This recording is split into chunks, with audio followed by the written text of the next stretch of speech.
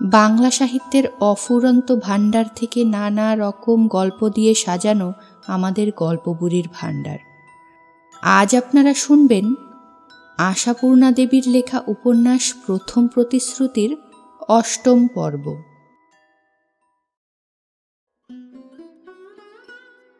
সকালবেলা নেরুকে হাতের লেখা মক্স করতে হয়। পূবের উঠোনের রোদ যতক্ষণ না পেয়ারাতলায় ঠিক নিচেটা এসে পড়বে ততক্ষণ পর্যন্ত নেরুকে সেই দুরূহ কর্তব্যটি করেই চলতে হয়। এই নির্দেশ আছে তার উপর। ঋতুভেদে সীমানার কিছু ভেদ হয়, আপাতত ওই পেয়ারাতলা। অবশ্যই তার প্রতি আরও একটা নির্দেশ আছে, সেটা হচ্ছে তাল পাতার গোছাগুলি ও দোয়াত কলম নিয়ে বসার সময় এবং মক্সর পর সেগুলি তুলে রাখার সময় ভক্তি ভরে মা সরস্বতীকে প্রণাম করা। প্রণাম মন্ত্রের সঙ্গে প্রার্থনা মন্ত্রও যুক্ত করা আছে। দেবীর প্রসন্নতা লাভের উপায়স্বরূপ বিদ্যা অনুশীলনের চাইতে স্তবস্তুতি প্রণাম প্রার্থনার উপরই নেরুর আস্থা বেশি।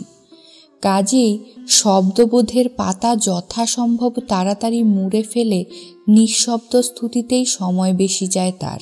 চোখটা বুজে রেখেও তেরছা কটাক্ষের কৌশলে পেয়ারাতলার প্রতি দৃষ্টি নিবদ্ধ রেখে পরম ভক্তি ভরে মন্ত্রোচ্চারণ করছিল সে পাতারিটি কপালে ঠেকিয়ে। তং তং দেবী শুভ্রবর্ণে রত্ন শোভিত কুণ্ডল কর্ণে কণ্ঠে লম্বিত গজমতি হারে দেবী সরস্বতী বরদাও আমারে। লাগ লাগ বাণী কণ্ঠে লাগ, যাবৎ জীবন তাবৎ থাক, দুষ্ট সরস্বতী দূরে থাক। আমি থাকি গুরুর বশে, ত্রিভুবন পুরিত আমার যশে। দেবী স্তবের কালে কিন্তু নেরু ভাবছিল দেবের কথা, সূর্যদেব। আশ্চর্য, নিষ্ঠুর সূর্য দেবতাকে এত আন্তরিকভাবে মাতুল সম্বোধন করেও ভাগ্নের প্রতি তার মমতার কোনো প্রকাশ দেখতে পায় না নেরু। পেয়ারাতলার নিচেটায় আসার যেন কোনো গরজই নেই তার, অথচ তিনি সামান্য একটু কৃপা দৃষ্টিপাত করলেই করা মাত্রই নেরুর আজকের যত যন্ত্রণা শেষ হয়। বারবার ঘুরিয়ে ঘুরিয়ে একই স্তবস্তুতি কতক্ষণই বা করা যায়। তবু কপাল থেকে কলম তালপাতা নড়ায় না নেরু, ঠেকিয়েই থাকে, এইমাত্র ঠেকানোর ভঙ্গিতে। খুব যে বিদ্যে হচ্ছে, আহা মরে যাই, ছেলের কি ভক্তি রে। সত্যবতীর সানান্য গলা বেজে ওঠে, বুকটা কেঁপে ওঠে নেরুর। উহ, যা মেয়েও আর যা জেরা! তথাপি বাইরের প্রকাশে সত্যকে কোনো স্বীকৃতি দেয় না নেরু, একইভাবে চোখ বুজে বিড়বিড় করতে থাকে। সত্যবতী হি হি করে হেসে ওকে একটা ঠেলা দিয়ে বলে, এখন যে বড় চোখ বোঝা হচ্ছে, এতক্ষণ কি করছিলি? বাবা, খালি চোখ পিটপিট আর পেয়ারাতলার দিকে তাকানি। আহ, সত্য।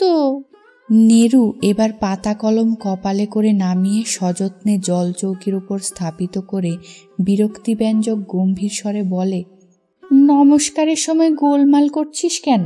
নমস্কার তো তুই সকাল থেকেই করছিস। এক পোর বেলা হয়ে গেল, সেই স্তক নমস্কারই হচ্ছে, দেখিনি যেন। দেখেছিস তুই? নেরু উঠোনের দিকে তাকিয়ে দেখে, মনে হচ্ছে যেন মাতুল সূর্যদেব এতক্ষণে সদয় হয়েছেন, পেয়ারাতলার ঠিক নিচেটাতে কৃপা কটাক্ষ করছেন।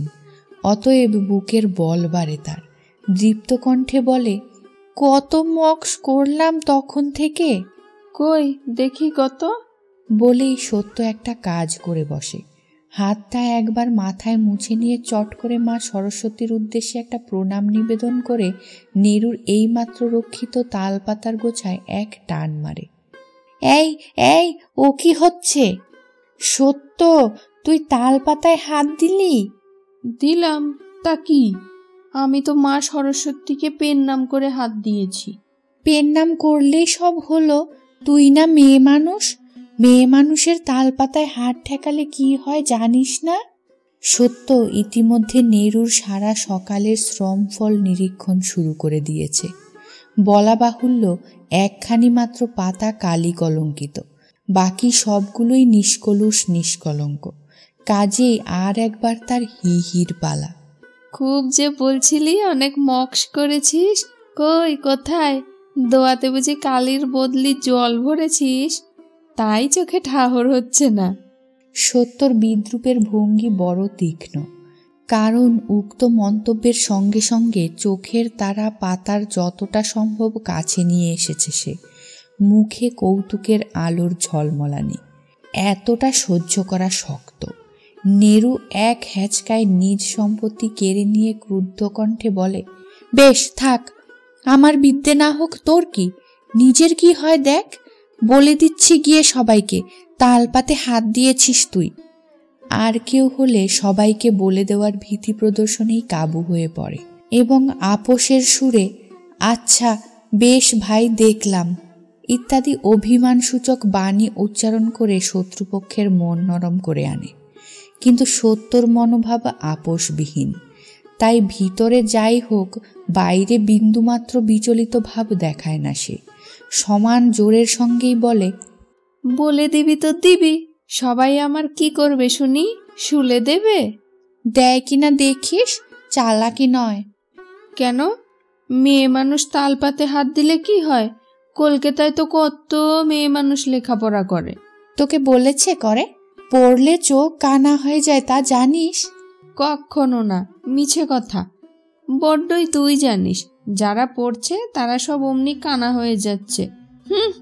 কলকাতা নামক অদৃষ্ট সেই দেশটায় কদাচ কখনো যেখানের নাম কানে আসে সেখানে সত্যিই কোনো মেয়ে মানুষ লেখাপড়া করে কি না এবং করলে তাদের চক্ষু যুগলকে দৃষ্টিশক্তি সম্পন্ন রাখতে পারে কিনা এ সম্পর্কে নেরুর স্পষ্ট কিছু জানা নেই।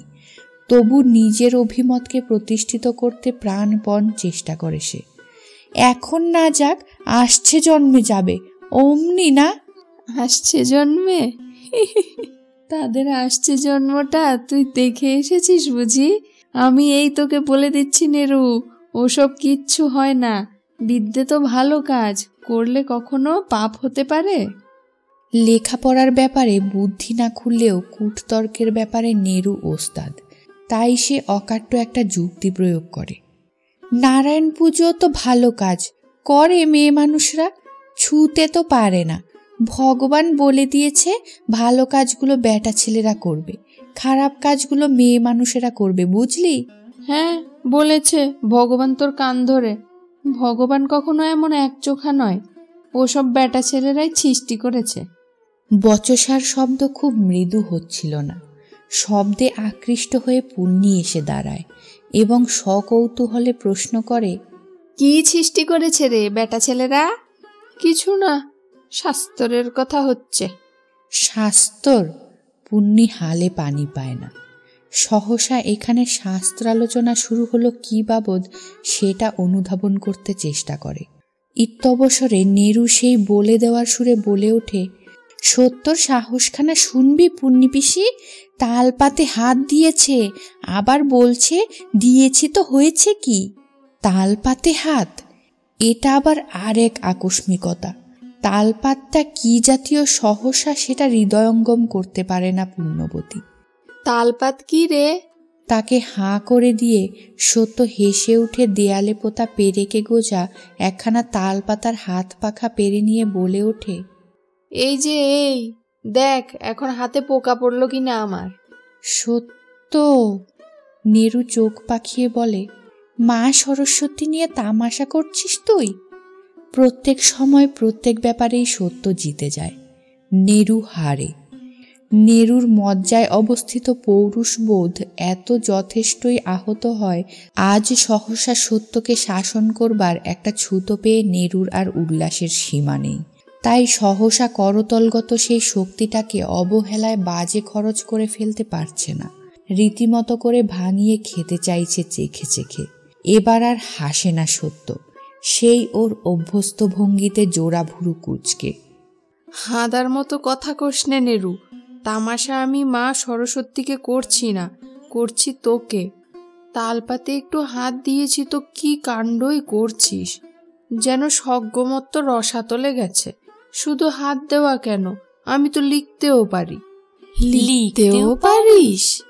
যুগপৎ নারী পুরুষ দুই কণ্ঠে উচ্চারিত হয় এই সর্পাহত কণ্ঠবৎ শব্দ। আড়ষ্ট হয়ে গেছে পূর্ণি আর নেরু, কিন্তু নিষ্ঠুর সত্য ওদের ওই আঘাতপ্রাপ্ত চিত্তেই আরও আঘাত হেনে বলে, পারেই তো, এই দেখ। ঝপ করে আলোচ্য তালপত্র খণ্ডের একখানা টেনে নিয়ে দোয়াত কলম ডুবিয়ে পরিপাটি করে লিখে ফেলে সত্য। কর খল ঘট, কর খল ঘট। লিখে অদৃশ্যের উদ্দেশ্যে আরও একটা প্রণাম ঠুকে বলে, আরো কত লিখতে পারি। বিস্ময়ের ঘোর কাটতে কিছুক্ষণ লাগে। পুণ্যির চাইতে নেরুই বেশি বিস্ময়া হতো। যে দুরূহ কর্মের চেষ্টায় তার ঘাম ছুটে যায়, এত অনায়াস লীলায় সেটা করে ফেলে সত্য।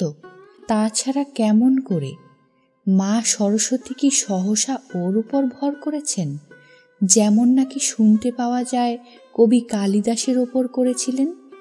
লেখা শব্দকটির ওপর চোখ রেখে ঝিম হয়ে তাকিয়ে থাকে নেরু, আর পুণ্যি স্পর্শ বাঁচিয়ে তালপাতখানার ওপর ঝুঁকে পড়ে বিস্ফারিত নেত্রে বলে, কোত্থেকে শিখলি রে সত্য? কে শেখালে? শেখাতে আবার কার দায় পড়েছে? আমি নিজে নিজেই শিখেছি, দেখে দেখে। নিজে নিজেই শিখেছিস দেখে দেখে? না তো কি। দোত কলম পেলি কোথা থেকে? দোত কলম কে দিচ্ছে? বট পাতার ঠুলি গড়ে তার মধ্যে পুঁই মেটুলির রস গুলে কালির মতন করি। আর পাত কলম? তোরা আর হাঁ করা কথা কোসনে বাপু। পৃথিবীর তাল গাছ কি কেউ সিধুকে বন্ধ করে রেখেছে? না কিঙ্কন করে খুঁজলে একটা সরকাঠি মেলে না। গিন্নির মতন মুখ করে ঝংকার দিয়ে ওঠে সত্য। এতক্ষণে বুঝি হদিশ পায় পুণ্যি। তা সেও গিন্নিদের মতো গালে হাত দিয়ে বলে, তাহলে তুই নুকিয়ে নুকিয়ে মক্স করিস? ধন্যি বাবা, কাউকে টেরটি পেতে দিস না। কখন হাত পাকাস? যখন তোরা থাকিস না। কিন্তু সত্য, খেয়াল করে তো করছিস, দেখে আহ্লাদও হচ্ছে। কিন্তু হাজার হোক মেয়ে মানুষ, এতে তোর পাপ হবে না? কেন পাপ হবে কেন? মেয়ে মানুষরা যে রাত দিন ঝগড়া কোঁদল করছে, যাকে তাকে গালমন্দ সাপমুন্নি করছে, তাতে পাপ হয় না? আর বিদ্যে শিখলে পাপ হবে? বলি, স্বয়ং মা সরস্বতীর নিজে মেয়ে মানুষ নয়? সকল শাস্ত্রের সার, শাস্ত্রর 4 বেদ মা সরস্বতীর হাতে থাকে না? নেরুর আর বাক্যস্ফূর্তি নেই। এত বড় অকাট্য যুক্তির সামনে পড়ে গিয়ে যেন বিরাট একটা দৃষ্টির দরজা খুলে যায় তার চোখের সামনে। সত্যিই তো বটে, মা সরস্বতীটি স্বয়ং নিজেই তো মেয়ে মানুষ। এত বড় স্পষ্ট সত্য কি করে এতদিন তার দৃষ্টির বাইরে ছিল? আর এই সত্যবতীটাই বা কেমন করে উদ্ঘাটন করে ফেলেছে সেই সবাইয়ের ভুলে থাকা অথচ পরম স্পষ্ট কথাটাকে। নে পুণ্যি, ঘাটে যাই চ। আর দেরি করলে গিন্নিরা ভাত গেলবার জন্যে হাঁক পারবে, ভালো করে চানই হবে না। কথাটা মিথ্যা নয়। জলে পড়লে সহজে আশ মিটতে চায় না এদের। সাঁতার দিতে দিতে হাঁপিয়ে না পড়া পর্যন্ত ভালো করে চান হয় না। চ বলে উঠে পড়ে পুণ্যি, কিন্তু নেরুর সঙ্গে চোখে চোখে একটা ইশারা হয়ে যায় তার। কিন্তু না, অসদ অভিপ্রায় ছিল না তাদের, বলে দেওয়ার মনোভাবও ছিল না আর। সত্যর গুণপনা সমাজে প্রকাশ করে সকলকে চমৎকৃত করে দেওয়াই উদ্দেশ্য ছিল। সত্য যে তাদেরই একজন, সত্যর মহিমায় তো তাদেরই মহিমা। কিন্তু সদ অভিপ্রায়ের ফল কি সবসময় সুস্বাদু হয়? হয় না। সেইটাই আরেকবার প্রমাণিত হয়ে গেল নেরুর সত্যোদ্ঘাটনে। হুলস্থুল পড়ে গেল অন্দর বাড়িতে। প্রচ্ছন্ন বইতে লাগলো রামকালীর মেয়েকে আশকারা দেওয়ার সমালোচনা, আর প্রত্যক্ষে ছিছিক্কার পড়তে লাগলো সত্যর বুকের পাটার। ও কি ভেবেছে শ্বশুর ঘর করতে হবে না ওকে? করতে হবেও না। শ্বশুররা টের পেলে উদ্দেশ্যে হাত জোর করে ত্যাগ করবে ও বউকে। হারামজাতি যখনই চটার নামে ছড়া বেঁধেছিল তখনই সন্দেহ হয়েছিল আমার, এখন বুঝছি। রাসুর মা কোনোদিনই কোনো কথায় বড় থাকে না, কাজের পাহাড় নিয়েই কাটায় সারা দিন। কিন্তু আজকের এই অপরাধের আবিষ্কর্তা নাকি স্বয়ং তারই পুত্ররত্ন। তাই বোধ করি কিছুটা দাবি অনুভব করে কথা বলার। আস্তে আস্তে বলে, একে তো ঘরের একটা বউ, যা নয় তাই কেলেঙ্কারি করে গালে মুখে চুনকালি দিয়ে জন্মের শোধ লোকের কাছে হেয় করে রেখে গেল। আবার ঘরের মেয়েরাও যদি যা ইচ্ছে তাই করতে থাকে। কথা শেষ করে না রাসুর মা, শুধু দুটো পাতকি যে একই গর্হিতের পর্যায়ে পড়ে সেইটুকুরই ইশারা দেয়। কাঠ হয়ে তাকিয়ে থাকে ভুবনেশ্বরী। শুধু কাশীশ্বরী নীরব, তার আর মুখ নেই।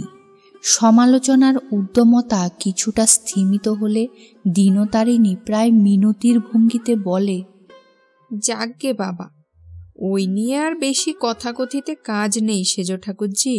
প্রবাদে বলে, কথা কানে হাঁটে। কোন সূত্রে কার দ্বারা চালিত হয়ে কুটুমবাড়ির কানে উঠবে, হয়তো সেই নিয়েই কি বিপত্তি বাঁধবে কে বলতে পারে। একে তো দিনতারিণীও কথায় একটা অকল্পিত সম্ভাবনা উজ্জ্ব রেখে টেনে ছেড়ে দেন। কাশীশ্বরীর সামনে আর শঙ্করীর কথা স্পষ্ট করে তোলেন না, তবু মোক্ষদা উচ্চ চিৎকারে ভবিষ্যৎবাণী করতে ছাড়েন না। সে তুমি যতই সাবধান হও বড় বউ, আমি ওই আগ বাড়িয়ে বলে দিচ্ছি, ওই মেয়ের কপালে অশেষ দুঃখ আছে। আজ নয় তুমি আমি চেপে গেলাম, কিন্তু ওকে নিয়ে যারা ঘর করবে তাদের কি আর গুণ বুঝতে বাকি থাকবে? হবে না তো কি, বাপে শাসন না করলে কি আর বেয়ারা মেয়ে ছেলে শায়েস্তা হয়? তা তুমি না হয় রামকালীকে বুঝিয়ে বলো। রক্ষে করো বড় বউ, আমি আর হেয় হতে চাই না। আমি লাগাতে যাব, আর তিনি মেয়েকে শাসন তো দূরের কথা, উল্টে আরো আশকারা দেবেন। অগত্যাই দিশেহারা দিনতারিণী ভুবনেশ্বরীর প্রতি দৃষ্টিক্ষেপণ করলেন। তা তুমিও তো সময়ান্তরে যখন তার মন মেজাজ ঠান্ডা দেখবে একটু বুঝিয়ে বলতে পারো মেজ বৌমা। সত্যি যে মেয়ে তোমার স্বেচ্ছাচারী হয়ে উঠছে, পরের ঘরে পাঠাতে তো হবে। ভুবনেশ্বরী অবশ্য এ কথার কোনো উত্তর দেয় না, দেওয়া সম্ভবও নয় তার পক্ষে। যদিও তার মেয়ের বিয়ে হয়ে গেছে, তবু গুরুজনের সমক্ষে স্বামী সম্পর্কে উল্লেখই যে যার পর নাই লজ্জাজনক। ভুবনেশ্বরী যে রামকালীর সঙ্গে কথা কয়, এত বড় লজ্জার কথাটা শাশুড়ি এই লোক সমাজে প্রকাশই বা করে বসলেন কেন? ছি ছি! লজ্জা প্রতিকারের আর কিছু না দেখে মাথার ঘোমটাটাই আরো খানিকটা বাড়িয়ে দিয়ে মাথা হেঁট করে ভুবনেশ্বরী। তা মাথাটা আর ভুবনেশ্বরী উঁচু করতে পায় কখন? স্বামীকে যে তার বড় ভয়, তবু বড্ডই চিন্তাগ্রস্ত হচ্ছে সে মেয়ের ভবিষ্যৎ ভেবে। অহরহ সকলেই যে বলছে ও মেয়ে শ্বশুর ঘর করতে পারবে না। আসামি এক, বিচারকও এক, শুধু কাঠগড়া আর অভিযোক্তা আলাদা। তবে আসামিকে প্রথমেই হাজির করে না ভুবনেশ্বরী। তাকে শাসিয়ে রেখে এসে অনেক কৌশলে ভয়ানক একটা দুঃসাহসিক চেষ্টায় দিনের বেলা একবার স্বামীর সঙ্গে দেখা করার সুযোগ জোগাড় করে ফেলে সে। রামকালী যখন মধ্যাহ্ন বিশ্রাম করছেন, সেই সময় কাছে এসে ঘোমটা দিয়ে দাঁড়ায়। রামকালী ঈষৎ আশ্চর্য হয়ে বলেন, কিছু বলবে? স্বামীর স্নেহকোমল সুরে সহসা চোখে জল এসে যায় ভুবনেশ্বরীর। উত্তর দিতে পারে না, শুধু ঘুমটাটা একটু কমায়। কি হলো, বাপের বাড়ি যেতে ইচ্ছে হচ্ছে? না, বলছি সত্যর কথা। সত্যর কথা? কেন, আবার কি মহা অপরাধ করে বসলো সে? করছেই তো সব সময়, তুমি তো সবই হেসে ওড়াও, কথা শুনতে হয় আমাকেই। বাজে কথা গায়ে মাখতে নেই মেজ বউ। বাজে? মেয়ে কি করেছে শুনলে আর। কি করেছে? লিখেছে। লিখেছে? লিখেছে কি? তা জানি না, নেরুর তালপাতে কি সব বইয়ের কথা লিখেছে।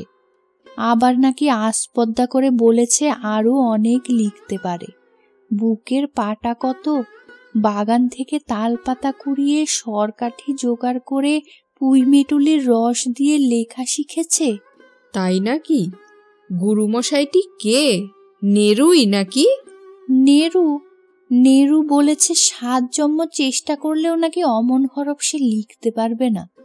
বটে, কই তাকে একবার ডাকো তো দেখি। আসামি পাশের ঘরেই অবস্থান করছে। ভুবনেশ্বরী তাকে চোখ রাঙিয়ে বসিয়ে রেখে এসেছে। স্বামীকে যে খুব বেশি দুশ্চিন্তিত করতে পেরেছে ভুবনেশ্বরীর এমন ভরসা হয় না।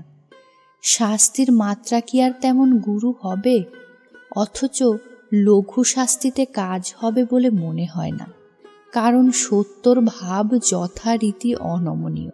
তাই স্বামীকে একটু তাতিয়ে তোলবার আশায় বলে, ডাকছি, বেশ ভালো করে শাসন করে দিও। শুধু যে আস্পর্ধার কাজ করেছে তাও তো নয়, আলাত পালাত কত সব তক্ক করেছে। কলকাতায় নাকি অনেক মেয়ে মানুষ আজকাল লেখাপড়া শিখছে, তাদের তো কই চোখ কানা হচ্ছে না। বিদ্যের দেবী মা সরস্বতীই তো নিজে মেয়ে মানুষ। এই সব বাচালতা তুমি একটু উচিত শিক্ষা দিয়ে বকবে মেয়েকে, বুঝলে? শেষাংশে মিনতি ঝরে পড়ে ভুবনেশ্বরীর কণ্ঠে।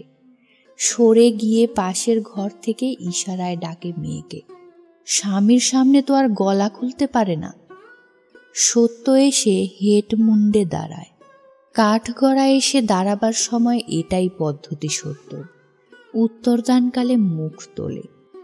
রামকালী প্রথমটায় একটুও অন্তত ধমক দেবেন এ আশা করেছিল ভুবনেশ্বরী, কিন্তু তিনি তাকে হতাশ করলেন। ভাব লেশ শূন্য কণ্ঠে সহজভাবে বললেন, তুমি নাকি লিখতে শিখেছ? মুখটা অবশ্য একটু পাংশু হলো সত্যবতীর। কই, কি লিখেছ দেখি? অস্ফুটে যা উত্তর দেয় সত্য, তার অর্থ এই, অপরাধের পর আর সেই অপরাধের চিহ্ন সম্পর্কে সে ওয়াকিবহাল নয়। নেরু জানে। আচ্ছা ঠিক আছে, আবার লিখতে পারো? সত্যবতী মুখ তুলে তাকায়। কই, বাপের চোখে তো রুদ্ররোষের চিহ্ন নেই। তবে বোধ হয় তেমন রাগ করেননি, তাই এবার সম্মতিসূচক ঘাড় নাড়ে সত্য। আচ্ছা কই, লেখো দেখি। হাত বাড়িয়ে চৌকির পাশে অবস্থিত জল চৌকিতে রক্ষিত দোয়াত কলম ও খসখসে একখানা বালির কাগজ টেনে নেয় রামকালী। বলেন, লেখো, যা শিখেছ লেখো। এ কি, এ যে হিতে বিপরীত। ধমক চুলো যাক, মেয়ের হাতে আবার কাগজ কলম তুলে দিচ্ছেন রামকালী। ভুবনেশ্বরী কি ডুকরে কেঁদে উঠবে, না নিষ্পন্দ চিত্তে অপেক্ষা করবে নাটকের শেষ দৃশ্যের জন্যে? অবশ্য এমনও হতে পারে যাচাই করে দেখছেন নেরুর কথার সত্যতা। সত্যি আগাগোড়া ব্যাপারে নেরুর চালাকিও তো হতে পারে, কিন্তু তাই কি? হতচ্ছাড়া মেয়ে তো অস্বীকারও করছে না। ততক্ষণে সত্য ঘাড় গুজে 2-3টি শব্দ লিখে ফেলেছে। অবশ্য তালপাতার নিয়মে অধিক জোর প্রয়োগে কাগজ গাত্রে সামান্য সামান্য ক্ষতের সৃষ্টি হলো, কিন্তু লেখা হলো। রামকালী সেটা ঘুরিয়ে ফিরিয়ে বার কয়েক দেখে কোনো মন্তব্য না করে শান্তভাবে বলেন, কলকাতায় অনেক মেয়ে লেখাপড়া করছে, এ কথা তোমায় কে বললে? ছোট মামি। তাই নাকি? তিনি কোথা থেকে? ও, তিনি যে কলকাতারই মেয়ে, তাই না? এ উদ্দেশ্যটা ভুবনেশ্বরীকে, কিন্তু ভুবনেশ্বরী তো আর অত বড় মেয়ের সামনে গলা খুলে কথা বলতে পারে না। ঘাড় কাত করে সায় দেয়। তা তিনি জানেন লেখাপড়া, তোমার মামি? একটু একটু জানেন, বেশি করে কবে আর শিখতে পেল বেচারা। শুধু বলেছিল একজন মেম নাকি দিশি স্কুল খুলেছে, আর একজন সাহেব বিলিতি স্কুল খুলে দিয়েছে। কলকাতার মেয়েরা আর মুখ্য থাকবে না। মেয়েদের লেখাপড়া শিখে লাভ কি? তারা কি নায়েব গোমস্তা হবে? সকৌতুক হাস্যে মেয়েকে প্রশ্ন করেন রামকালী। এবার সত্যবতীর তেজের পালা। সব সইতে পারে সে, সইতে পারে না ব্যঙ্গ। নায়েব গোমস্তা হতে যাবে কেন? লেখাপড়া শিখে নিজে নিজে রামায়ণ, মহাভারত, পুরাণ বইটই পড়তে পারে তো। কবে কথক ঠাকুর কোথায় পড়বেন বলে অপেক্ষা করে থাকতে হয় না। মেয়ের এই ক্রুদ্ধমূর্তি আর সগর্ব উক্তি কি রামকালীর খুশির খোরাক হয়? তাই আরও একটু উত্তপ্ত করতে চান তাকে। তা মেয়ে মানুষের এত বেদ পুরাণ জানবার দরকারই বা কি? এবার সত্যবতী স্থান পাত্র বিস্মিত হয়ে নিজ মূর্তি ধরে। এত যদি দরকারের কথা, তো মেয়ে মানুষের জন্মাবারই বা দরকার কি? তাই বলো তো বাবা, শুনি একবার। মেয়ের এই দুঃসাহসে ভুবনেশ্বরীর বুক থরথর করে। অত বড় মানুষটার মুখে মুখে এতখানি চোপা! হবে না, হবে না, এ মেয়ের কখনো শ্বশুরবাড়ি ঘর করা হবে না। কিন্তু ভুবনেশ্বরীকে চমকে দিয়ে সহসা হেসে ওঠেন রামকালী, বেশ সশব্দেই।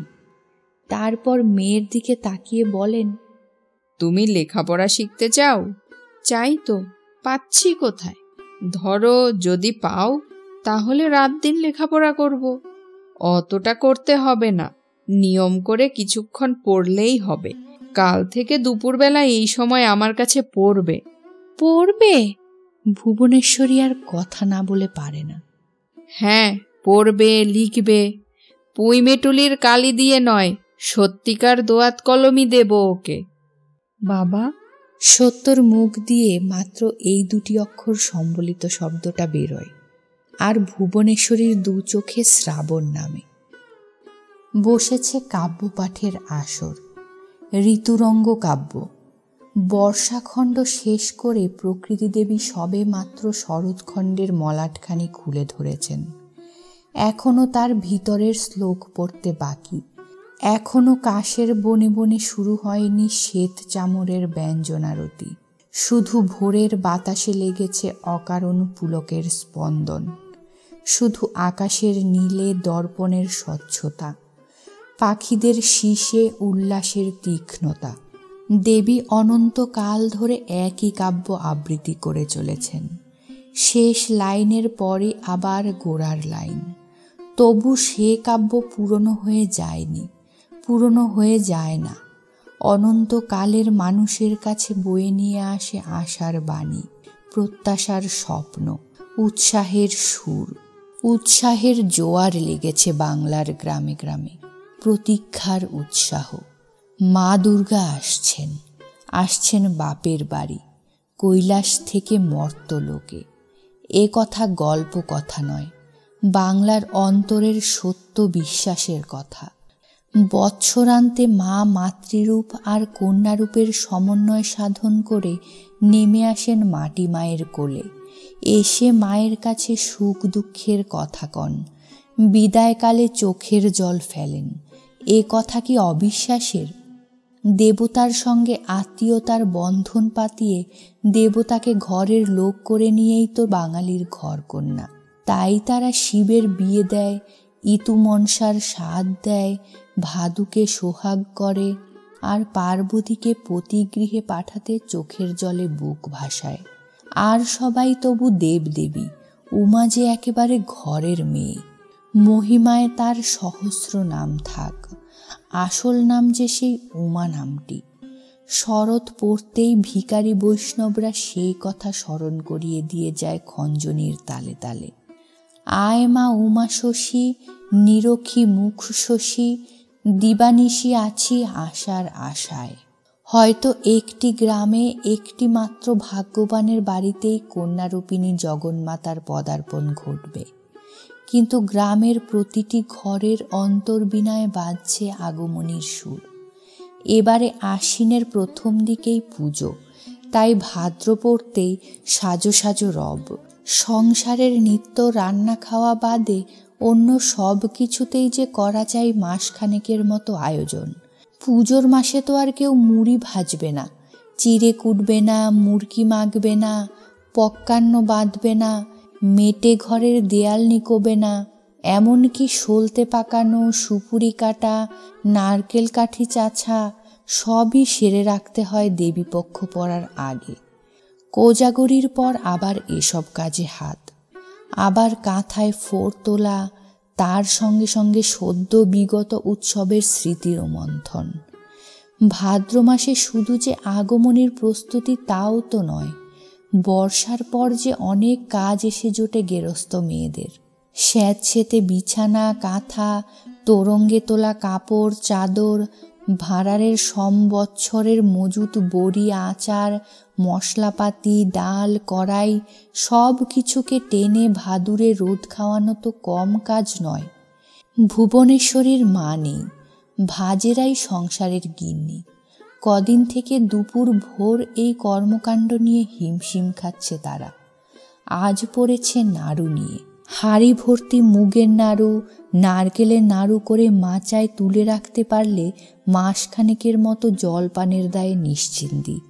আর পুজোর মাসে ছেলেপুলের পাতে দুটো ভালো মন্দ দিতেও হয়। ভুবনেশ্বরীর বড় ভাজ নিভাননী জোর হাতে নারকেল কুটছিল, আর ছোট ভাজ সুকুমারী জাঁতা ঘুরিয়ে মুগ ডাল ভাঙছিল। হঠাৎ উঠোনের দরজায় শিকলি নড়ে উঠল। এই দেখো, কাজের গুরু কামাই। কে আবার এখন বেড়াতে এলে এই কাজ পণ্ড করতে? নিয়ে ছোট বউ, ওঠ, দোয়ার খোল। সুকুমারীর অবশ্য মনোভাবটা ঠিক বড় জায়ের সমর্থক নয়। একঘেয়ে কাজ করতে করতে বাইরের হাওয়া একটু ভালোই লাগে তার। নিভাননী যদি একটু গল্পগাছা করতে জানে, মুখ বুজে খালি কাজ আর কাজ। দরজা খুলেই সুকুমারী উল্লাসধ্বনি করে ওঠে। ওমা, কি আশ্চর্যি! পূবের সূর্য কি পশ্চিমে উঠেছে আজ? না, যার মুখ কখনো দেখিনি তার মুখ দেখে ঘুম থেকে উঠেছি। এ হেন সংলাপে নিভাননীরও বেজার মুখ কৌতূহলে সরস হয়। সে মুখ বাড়িয়ে বলে, কে এলো গো? কার সঙ্গে এত রসের কথা? এই যে ডুমুরের ফুল, ঠাকুরছি। সুকুমারী তাড়াতাড়ি ননদের পা ধোবার জল আনতে ছোটে। ভুবনেশ্বরী মুখের ঘোমটা নামিয়ে দাওয়ায় বসে পড়ে ধুলো পা ঝুলিয়ে। ভাদ্রের কড়া রোদে তার ফর্সা মুখটা লাল টকটকে হয়ে উঠেছে। ঘোমটা দেওয়ার দরুন চুলের গোড়ায় আর গলার খাজে ঘাম গড়াচ্ছে। এমন করে ভর রোদে হেঁটে আসা ভুবনেশ্বরীর পক্ষে সত্যি অভাবনীয় ঘটনা। একে তো আশাই তার কম, তাছাড়া যদি আশার বাসনা প্রকাশ করে পালকি করে পাঠিয়ে দেন রামকালী। যদিও এর জন্যে বাড়ির আর 5 জন ঠেস টিটকিরি দিতে ছাড়ে না। পাড়ার সমবয়সী বউরা বলে বাদশার বেগম, তবু রামকালীর নির্দেশ মেনে চলতেই হয়। কিন্তু আজ ব্যাপারটা কি? পা ধোবার জল আর গামছা এগিয়ে দিয়ে একখানা ঝালর বসানো হাত পাখা নিয়ে ননদকে বাতাস করতে থাকে সুকুমারী। একে তো গুরুজন, তাই আবার বড় ঘরের ঘরণী। কার সঙ্গে এলে? নিভাননী প্রশ্ন করে। ভুবনেশ্বরী কিন্তু সে কথার উত্তরের আগেই বলে ওঠে, পাখায় ঝালর বসিয়েছে কে গো? কে আবার? ছোট গিন্নি। রাত দিন যিনি সংসারের সপ্তাহে বাহার কাটছেন। তা বাহার কাটা তো ভালোই, কেমন খাসা দেখাচ্ছে। হোক গে, এখন অবধি তো গায়ে দোয়াতে শিখল না, কুলো পাছড়াতে পারল না। ঢেকিশালে গিয়ে যা রঙ্গ, যদি দেখো তো বুঝবে। না পারে পার দিতে, না পারে হাতে হাতে নেড়ে দিতে। পাড়াপড়শিকে তোয়াজ করে ডেকে এনে কাজ উদ্ধার করতে হয়। আসল কাজ চুলোয় দিয়ে ভাঁড়ারের হাঁড়ি কলসির গায়ে চিত্তির কেটে, শিকের দড়িতে কড়ির থোপ না গেথে, আর পাখার ঘাড়ে শালুর ঝালর ঝুলিয়ে গেরস্তের সজ্ঞের সিঁড়ি হবে। ভুবনেশ্বরী দেখে হিতে বিপরীত। এই সূত্র ধরে নিভাননী আরও কোথায় গিয়ে পৌঁছবে কে জানে। তাহলে তো আসল কাজই মাটি। ছোট ভাজকেই যে আজ তার দরকার। তবু ভুবনেশ্বরী আবার একটা ভুল চালি করে বসে এই জন্যই যে নিচুতলাদের নিন্দাবাদ করে ওপরওয়ালাদের প্রসন্ন রাখার যে চিরন্তন কৌশল, সে কৌশলটা তার ভালো আয়ত্তে নেই বলেই। নিজের বাড়িতে তো সেই ভয়ে সে কথাই কয় না সহজে। দেখে ঘোমটা আর নীরবতা অনেক বিপদের রক্ষক। কিন্তু এটা নাকি ভুবনেশ্বরীর বাপের বাড়ি। তাই সাহসে ভর করে বলে বসে, কেন বাপু, এই তো বেশ ডাল ভাঙছে, মুড়ি ভাজতেও পারে। এত বড় একখানা শহরের মেয়ে আর কত পারবে? তা বটে, শহর কখনো চোখে দেখিনি, তার মম্মও জানি নে। ঘর সংসারই বুঝি, আর বুঝি মেয়ে মানুষের সেখানে হেরে গেলে লজ্জায় মাথা কাটা যায়। বসো একটু, গুড়ের পানা করে আনি। রোদে এসেছ। রোদের সময় ঘরে কিছু না থাক, আখের গুড় জলে গুলে তাতে পাতিলেবুর রস মিশিয়ে খাওয়ার রেওয়াজ এদিকে আছে। নিভাননির মগজে সেই সহজটাই আসে, কিন্তু সুকুমারীর ওই গুড়ের পানা জিনিসটা বিষম বিতৃষ্ণা। তাই সে বড় জায়ের ওপর কথা কোয়া রূপ অসম সাহসী কাজটাও করে বসে ননদের প্রতি সমীহে। সসংকোচে বলে ফেলে, কেন দিদি, মিছরি নারকেল গাছের ডাব তো পাড়ানো রয়েছে ঘরে। রয়েছে সেটা নিভাননির মনে ছিল না, কিন্তু মনে পড়িয়ে দেওয়ায় অপদস্থের এক শেষ হয়ে যায় সে। কে জানে ননদ মনে করল কিনা, ইচ্ছে করেই ডাবের কথাটা বিস্মৃত হয়েছে সে। এই ছোট বউটা দেখতে ভালো মানুষ হলে কি হবে, টিপে ডান। কিন্তু এক্ষেত্রে নিভাননিকে মনের রাগ মনে চেপে হাসতেই হয়, হেসে বলতেই হয়, ওই দেখো, ভাগ্যিস মনে করলে ছোট বউ। আমার অমনি তোর ভুলো মনই হয়েছে আজকাল, বুঝলে ঠাকুরজি। ঠাকুর জামাইয়ের কাছ থেকে এবার একটা স্মৃতিশক্তির ওষুধ খেতে হবে। যা তবে ছোট বউ, দুটো ডাব কেটে আনগে।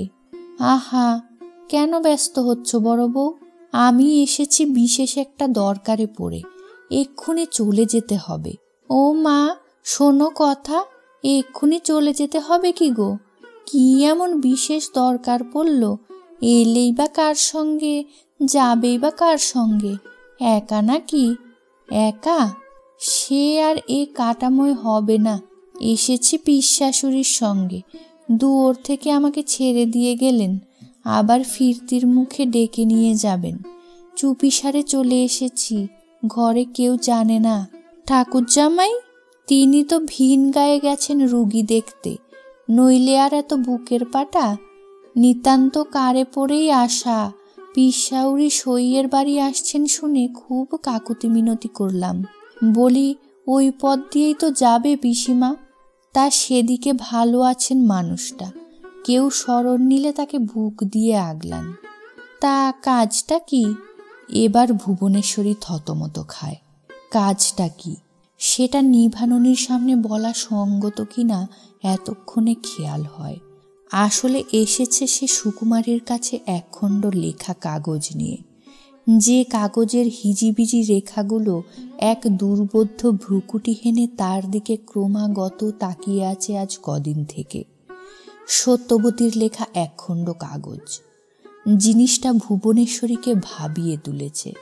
ঘরের কোণে ঘাড় গুজে লিখছিল সত্যবতী। হঠাৎ বুঝি পুজোর দালানে কুমোর এলো এই বার্তা পেয়ে ছুটে চলে গিয়েছিল নেরু, পুণ্যি আর আরও কুচোকাচাদের সঙ্গে, কাগজখানা চৌকিতে পাতা শীতল পাটির তলায় গুজে রেখে। ভুবনেশ্বরী কৌতূহল পরবশ হয়ে পাটিটি ঈষৎ উঁচু করে তুলে দেখতে গিয়েছিল কেমন আখর সত্যর হাতের, কিন্তু দেখতে গিয়েই স্তম্ভিত হয়ে গেল। গোটা গোটা আখরে ঠিক পদ্মর ছাঁচে এ কি লিখেছিল সত্য? নকল করছিল? কিন্তু নকল করবে যদি, তো সামনে বই খোলা ছিল কই? সর্বনেশে মেয়ে নিজেই পয়ার বাঁধছে নাকি? ভয়ে বুকের রক্ত হিম হয়ে গিয়েছিল ভুবনেশ্বরীর। কিন্তু কাকে দেখিয়ে রহস্যের মীমাংসা হবে? রামকালীকে তার বড় ভয়। রাসুকে বলতে গেলে 5 কান হবার সম্ভাবনা। তাছাড়া বাড়িতে আর যারা লিখন পঠনক্ষম সকলেই তো ভুবনেশ্বরীর শ্বশুর ভাসুর। ভেবে আর কুল কিনারা পাচ্ছিল না বেচারা। তারপর সহসাই মনে পড়ল সুকুমারীর কথা। সুকুমারী পড়তে জানে। বামালটা সরিয়ে ফেলে সুকুমারীর কাছে আসার তাল খুঁজছিল সে 2-3 দিন থেকে। আর চোখে দেখেছে সত্য কখন এক সময় শীতল পাটি উল্টে লণ্ড ভণ্ড করে খুঁজোখুঁজি করেছে, আবার ধূর্ত বলে নতুন কাগজ নিয়ে বসেছে। সে কাগজে আর কোন রহস্যের রেখা এঁকেছে সত্য, এ কথা ভুবনেশ্বরীর অজ্ঞাত। জিজ্ঞেস করতে গেলে সত্য মারমুখী হয়। বাড়ির লোকের জ্বালায় যে একদণ্ড নিরিবিলিতে বসবার জো নেই তার, এই কথা স্পষ্ট গলায় ঘোষণা করতে বাধে না সত্যবতীর। অতএব এই টুকরোটুকুই ভরসা। ঘাড় গুজে গুজে কি এত লেখে সে জানবার জন্যে মায়ের মন নানা কারণেই ব্যাকুল হয়। ব্যাকুল হয় কৌতূহলে, ব্যাকুল হয় আশঙ্কায়। সত্যকে যে শ্বশুর বাড়ি যেতে হবে। হায়, সত্য যদি ভুবনেশ্বরীর মেয়ে না হয়ে ছেলে হতো, বাপের উপযুক্তই হতো। কিন্তু ভুবনেশ্বরীর কপালে এক তরকারি নুনে বিষ। একটা সন্তান, তা মেয়ে। কি গো ঠাকুরজি, বাকিও কি নেই কেন? নিভাননী অবাক হয়।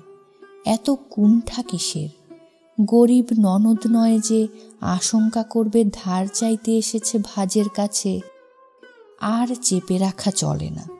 ঢোক গিলে বলতেই হয় ভুবনেশ্বরীকে, এসেছিলাম ছোট বউয়ের কাছে, একটা কাগজ পড়ানোর দরকার ছিল।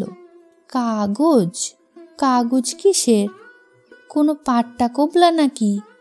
না না, ও মা, সে কি? সেসব আমি কোথায় পাবো? একটু চিঠির মতন। চিঠির মতন? সেটা আবার কি বস্তু ঠাকুরজি? আর সে পড়ানোর লোক তোমার বাড়িহাটকে একটা পুরুষ বেটা ছেলে কাউকে পেলে না? 7 পাড়া ডিঙিয়ে একটা মেয়ে মাগির কাছে পড়াতে এলে? কিছু গোপন বুঝি? সুকুমারী গিয়েছে ডাব কাটতে। ভুবনেশ্বরী অসহায়ভাবে একবার এদিক ওদিক তাকিয়ে সহসাই দ্বিধা ঝেড়ে ফেলে বলে, কি যে বলো বড় বউ, গোপন আবার কি? এই সত্যর একটু লেখা। বলি, অষ্টপ্রহর কি এত লেখে বসে দেখি তো, বাড়িতে কাউকে দেখালে রসাতল করবে তো মেয়ে। নিভাননীর কানে আসতে বাকি ছিল না। সত্য লেখাপড়া করছে, তবু অজ্ঞের ভানে বলে, বলো কি ঠাকুরজি, সত্য কি তার ছোট মামির মতন লেখাপড়া করছে? কালে কালে হলো কি? বলি, মেয়ে কি তোমার সামলায়েটে কাছারি যাবে? সবাই তো তোমার ভাইদের মতন ভালো মানুষ নয় যে যা ইচ্ছে তাই চলে যাবে। শ্বশুররা এ খবর টের পেলে কি করব বড় বউ? জানোই তো তোমাদের নন্দাইকে কেমন এক জেদি। মেয়ে বলল পড়বো তো পড়ুক। মেয়ে আকাশের চাঁদ চাইলে চাঁদ পেরে আনতে যাবেন এমন মানুষ। তাই তো ভাবলাম কি লেখে বসে দেখি, ছেলে বুদ্ধি। বড় একটা পাথর বাটিতে ডাবের জল নিয়ে এসে দাঁড়ালো সুকুমারী। ও বাবা, কত! এত পারবো না ছোট বউ, তুমি একটু ঢেলে নাও। খাও না, রোদে এসেছো। তা হোক, অতটা নয় বাপু। অগত্যাই খানিক ঢালাঢালি করতে হলো সুকুমারীকে। ভুবনেশ্বরী ইত্যবসরে ব্যাপারটাকে লঘুর পর্যায়ে ফেলবার বুদ্ধিটা এঁচে নিয়েছে। তাই ডাবের জলে চুমুক দিতে দিতে ঝট করে বাঁ হাতের মুঠো থেকে কাগজের টুকরোটা এগিয়ে দিয়ে বলে, এই নাও বিদ্যাবতী বউ, পরদিকিন এটা। আমার তো চোখ থাকতে অন্ধ। জন্ম জন্ম যেন অন্ধই থাকি বাবা। যে জাতের 10 হাত কাপড়ে কাঁচা নেই তাদের আবার এত চোখখান ফোটার দরকার কি? বলে, কিন্তু জিনিসটার ওপর এমনভাবে হুমড়ে পড়ে, দেখে মনে হয় চোখ কান থাকলে মুহূর্তে গ্রাস করে ফেলত। ভুবনেশ্বরী যাই বলুক, জিনিসটায় যেন রহস্যের গন্ধ। সুকুমারী কাগজখানা উল্টে পাল্টে বলে, কি এ? কি তা আমি বলবো কেন, তুমি বলো। একটা তো ত্রিপদী ছন্দের দেবী বন্দনা দেখছি। কার লেখা? খুব ভালো হাতের লেখা তো। ত্রিপদী ছন্দ শব্দটা বুদ্ধিগ্রাহ্য নয়, কিন্তু দেবী বন্দনা কথাটার অর্থ জানা। তাই ভুবনেশ্বরীর বুক থেকে যেন একটা পাহাড় নেমে যায়। তবে জিনিসটা দোষণীয় নয়। সুকুমারী একটু শঙ্কিত দৃষ্টিতে বড়জায়ের দিকে তাকায়। নিভাননের সামনে পড়া, তিনি এটাকে কোন আলোয় নেবেন? গুরুজনের প্রতি অসম্মাননা? কিন্তু নিভাননী অভয় দেন। নাও পড়ই শুনি, হাবা কালা কানা অন্ধদের একটু জ্ঞান দাও। অতএব সুকুমারী একটু কেশে একটু ইতস্তত করে পড়ে, এসো মা জননী দুর্গে ত্রিনয়নী, এসো এসো শিবজায়া, সন্তানের ঘরে এসো দয়া করে, মহেশ্বরী মহামায়া। তোমারে হেরিতে আশা ভরা চিতে, রয়েছি আকুল হয়ে, আসিবে মা তুমি এই মর্তভূমি, পুত্র কন্যা সাথে লয়ে।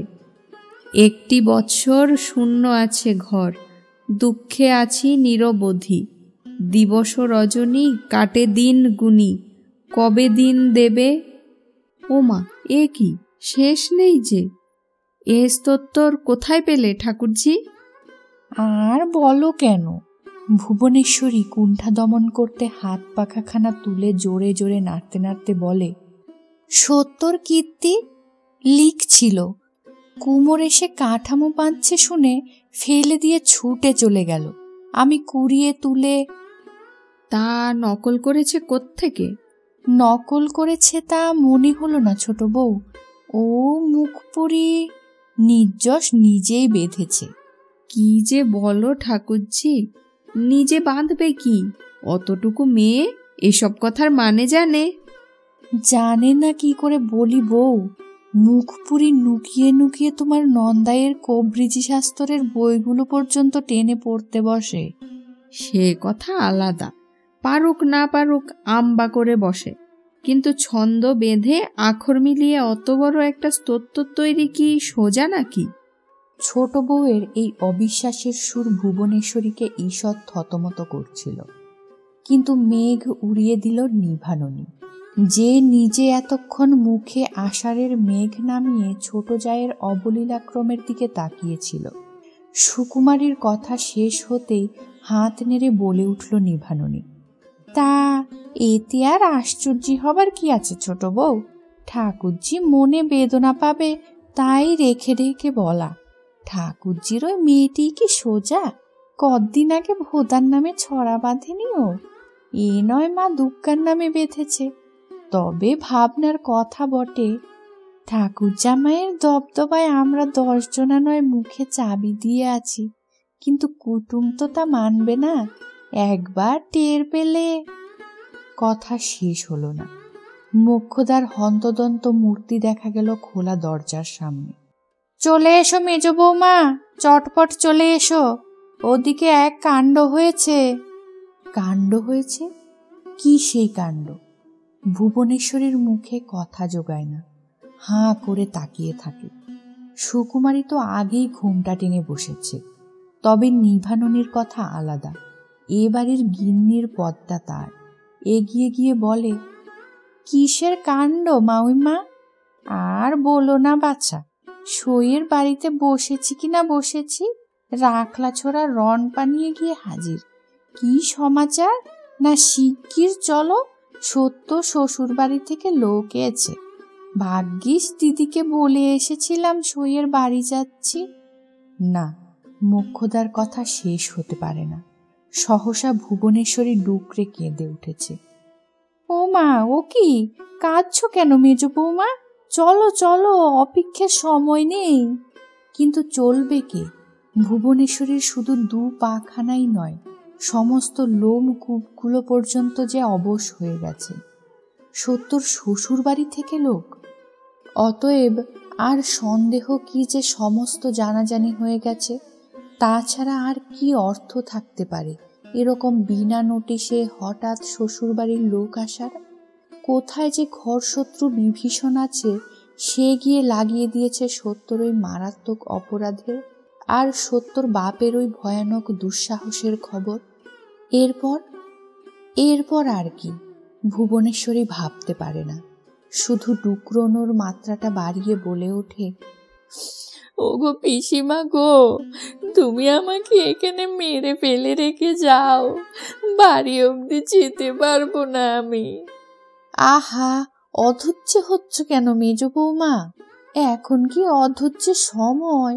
এক্ষুনি না যেতে পারো, একটু সামলে নিয়ে ভেজের সঙ্গে যেও। আমি চললাম, পা তো আমারও কাঁপছে, কে জানে কি বার্তা নিয়ে এসেছে। তা বলে কর্তব্য তো ত্যাগ করা চলে না। আচ্ছা, আমি এগোলাম। রণপা ব্যতীতই রণপায়ের বেগে অদৃশ্য হয়ে যান মোক্ষদা। ভুবনেশ্বরী যখন নিভাননের সঙ্গে সন্তর্পণে খিড়কি দরজা দিয়ে ঢুকল, তখন বাড়ির চেহারা নিথর নিস্পন্দ, যেন এই মাত্র কেউ একটা শোক সংবাদ পাঠিয়েছে। তাহলে নিভাননী ফিসফিস করে বলে, বাড়ি এমন থমথমে কেন বলো তো ঠাকুরজি? মন তো ভালো নিচ্ছে না, আর পোড়া মনের সধম্যই তো কুকথা গাওয়া। জামাইয়ের কিছু দুঃসংবাদ নেই তো? আধমরা মানুষটাকে 14 আনা মেরে নিভাননী হৃষ্ট চিত্তে উঠোনে পা দিয়ে এদিক ওদিক তাকায়। দালানে কারা যেন নিঃশব্দে জটলা করে বসে রয়েছে। ঘোমটা দিয়ে বোধ করি সারদা ঘোরাঘুরি করছে। ছোট ছেলে মেয়েগুলোর পাত্তা নেই। এসো ঠাকুরজি, উঠে এসো, নিয়তি যা করবে তা তো সইতেই হবে। এখন দেখি গে চলো তার কি হলো। নিভাননী নিজে বুঝতে পারুক না পারুক, তার অবচেতন মনের একটা ফটোগ্রাফ নিতে পারলে সেখানে একটা প্রত্যাশার ছবি দেখতে পাওয়া যেত। জামাইটির কিছু হলেই যেন প্রত্যাশাটি পূর্ণ হয়। নন্দাইয়ের দবদবা সেই গহন গভীরে যে একটি অনির্বাণ দাহ সৃষ্টি করে রেখেছে, সেটাও বুঝি কিঞ্চিত শীতল হয় এমন একটা কিছু হলে। ভুবনেশ্বরী কিন্তু দাওয়ায় উঠে দালানের চৌকাঠ পার হবার সাহস সঞ্চয় করতে পারে না। উঠোনের পৈঠেতেই বসে পড়ে বলে, আমার হাত পা উঠছে না বড় বউ, তুমি দেখো গে। শোনো কথা, তুমি এখানে এমন করে বসে থাকলে চলবে কেন? ভীমের গদা বুকে পড়লেও তো বুক পেতে নিতে হবে ঠাকুরজি। চলো, আমি তোমায় আগলে দাঁড়াই গে। ভয় যতই তীব্র হোক, ভয়ের আকর্ষণটাও তো ততোধিক তীব্র। কাজে কাজেই উঠে পড়ে ভুবনেশ্বরী। আস্তে আস্তে দাওয়ায় উঠে দালানের কোণের দিকের একটা জানালায় উকি মারে। নিভাননী অবশ্য দরজায় পৌঁছেছে, কিন্তু ব্যাপারটা কি হলো? ভালো মন্দের মতো তো কিছু দেখাচ্ছে না। অন্তত 70 শ্বশুর বাড়ি থেকে আগতা হৃষ্টপুষ্টাঙ্গী রমণীটির হিসেবে তো মনে হচ্ছে পুরোপুরি ভালোই। হয় কোনো দাসী, নচেত নাপিত মেয়ে, এছাড়া আর কেই বা আসবে। যাই হোক, আপাতত তার আদরটা প্রায় মহারানীর মতো। জল খাওয়াতে বসানো হয়েছে তাকে। চারিদিকে ঘিরে বসে আছেন দীনতারিণী, কাশীশ্বরী, মোক্ষদা, শিবজয়া, ছোট জেঠি, তাছাড়া আশ্রিতা প্রতিপালিতার ঝাঁক। সকলের মুখের চেহারাতেই একটি ভক্তি, বিনম্র সমীহ ভাব, আর মধ্যমণিটির মুখচ্ছবিতে অহংবোধের দৃপ্ত মহিমা। তার সামনে কানা উঁচু বড়সড় পাথরের খোড়া, তার মধ্যস্থলে মন্দিরাকৃতির শুকনো চিরের স্তূপ, পাশে একটি উঁচু কালো পাথর বাটি ভর্তি দই, এবং সন্নিকটে একখানি আঙট কলার পাতে স্থাপিত ছড়াখানেক চাটিম কলা, গন্ডা চারেক দেদমন্ডা, একরাশ ফেনি বাতাসা এবং ক্ষীরের ছাঁচ, চন্দ্রপুলি, নারকেল নাড়ু, বেসন নাড়ু ইত্যাদির বেশ একটি বড় গোছের সম্ভার। অর্থাৎ ঘরে সংসারে যত প্রকার মিষ্ট বস্তু ছিল সব কিছু দিয়ে তুষ্ট করার চেষ্টা চলছে কুটুমবাড়ির নাপতিনীকে। হ্যাঁ, নাপতিনী মালুম হয় দীনতারিণীর কথাতেই। নিতান্ত কাকুতি ভরা কণ্ঠে বলছেন, আর দুখানি চিড়ে দিই না নাপিত বেয়ান? আর বেয়ানই বা কেন, হিসেবে তো মেয়ে সুবাদ হচ্ছে, মেয়েই বলি। আর দুটো চিড়ে একেবারে মেখে জব্দ করে নাও না, দইয়ে ভিজলে ও আর কটা। সেই কোন ভোরে বেরিয়েছ, রোদে একেবারে মুখ চোখ সিটিয়ে গেছে। ভুবনেশ্বরী বোধ করি বিহ্বলতার বশেই জানালা ছাড়তে ভুলে গিয়েছিল। নিষ্পলক নেত্রে ঠায় দাঁড়িয়ে তাকিয়েছিল সেই দেবী মূর্তি আর তার নৈবেদ্যের দিকে। হঠাৎ এক সময় পিছনে একটা মৃদুকণ্ঠের আভাসে চমকে ফিরে তাকালো। পিছনে সারদা। এখানে দাঁড়িয়ে কেন মেজ খুড়িমা? দাঁড়িয়ে কেন? এমনি, ঘরে ঢুকতে পা উঠছে না। ও কেন এসেছে বড় বৌমা? কেন আর এসেছে মস্ত উদ্দেশ্য নিয়ে। বউ নিয়ে যাবার বার্তা পাঠিয়েছেন তারা, আশ্বিন পড়তেই নিয়ে যাবেন বলছে। আশ্বিন পড়তেই? বলো কি বড় বৌমা, এই কদিন বাদ? তাই তো বলছে, একেবারে নাকি পুরুত দিয়ে দিন দেখিয়ে পাঠিয়েছেন তারা। সত্য টের পেয়েছে, তার পায়নি? কি করছে তা তো জানি না খুড়িমা, ভয়ে ডরে ঘরে গিয়ে সে দিয়েছে বোধ হয়। আমি যে বাড়ি ছিলাম না, এটা কেউ টের পেয়েছে? বলতে পারছি না মেজ খুড়িমা, বোধ হয় পায়নি কেউ। গোলমালে ব্যস্ত আছেন সবাই। সত্য কথা বলা চলে না, কারণ অনুপস্থিত ব্যক্তি সম্পর্কে যে ধরনের আলোচনা হয় সেটা যথাযথ প্রকাশ করলে লাগিয়ে দেওয়া ভাঙিয়ে দেওয়ার পর্যায়ে পড়ে। ব্যস্ত থাকলেই বাঁচন। ভুবনেশ্বরী আর একটা দীর্ঘশ্বাস বাক্যে উচ্চারণ করে। কিন্তু এখন হঠাৎ এ কি বিপদ বড় বৌমা? বড় বৌমা কিছু বলার আগেই নাপিত মেয়ের মাজা ঘষা চাচা গলাটি ধ্বনিত হয়। বাপ বাড়ি নেই বলে মদ দিতে ছুতো করছো কেন মাউইমা? আমি তো আর আজই নিয়ে যাচ্ছি না, আমাকে এ মাসের কটা দিন এখানে থেকে একেবারে আশ্বিনের 3রা তারিখে নিয়ে যেতে বলেছে।